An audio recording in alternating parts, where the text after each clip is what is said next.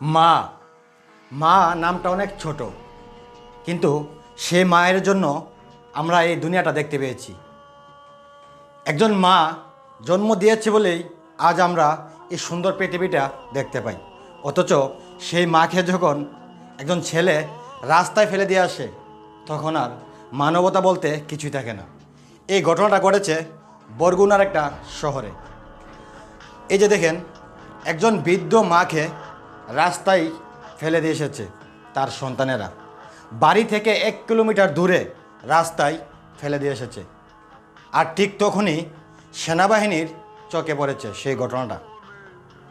আর সেনাবাহিনীর চোখে পড়ার পর তারপর সেই মাকে তার সন্তানদের কাছে এবং তার যে ফ্যামিলিতে ফিরিয়ে দিয়ে এসেছে। এখন আমার প্রশ্ন এই জাতির কাছে, এই সমাজের কাছে, সেনাবাহিনী তো এখন রয়েছে, আর এই কাজটা সেনাবাহিনী কেন করবে?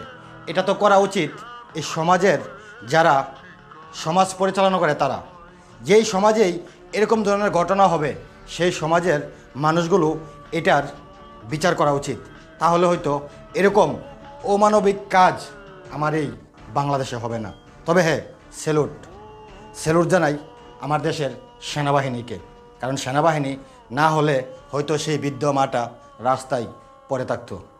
আমরা এই মানবতা আজ কোথায় গিয়ে দাঁড়িয়েছে?